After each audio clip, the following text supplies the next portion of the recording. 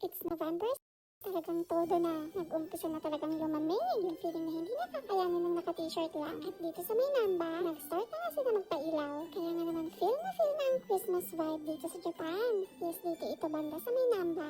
For now, medyo marami na rin nakailaw. Dito sa Japan, yung mga pailaw na ganito, tinatawag nilang illumination. Marami pang iba't ibang winter illumination sa iba pang parte ng Japan. And this one, syempre, makikita niyo to sa mga nagtutour at nandito sa Osaka. Pag bumibisita kayo sa may Namba, Shinsaibashi, Dotonbori, eto for sure makakapagpa-picture kayo dito. Hi! Christmas vibe! Nakaka-happy lang talaga, no? Kapag ganitong maraming nakikitang mga makukulay na ilaw. Yung ilan nga din para sa inyo, nagtatanong kung nagsa-celebrate din ba ang mga Japanese ng Christmas. Oo, marami rin nagsa-celebrate dito. Pero marami rin yung hindi. Maski Christmas dito, may mga trabaho. Well, hindi lang naman din dito. I'm sure sa ibang lugar din ganon. Kung tatanungin nyo naman sa mga bilihan or mga shoppingan dito, yes, meron din Christmas sale. At syempre, ang pinakahihintay ng lahat, ang year-end sale. Kaya kung ikaw ay nagbabalak mag-tour dito sa Japan, samantalahin mong pumunta dito kapag holiday season. Lalo na yung Christmas at the year-end. Doon madalas nagsisale ng bonggang-bongga. Let's enjoy the cold season here in Japan. Keep safe everyone. Bye!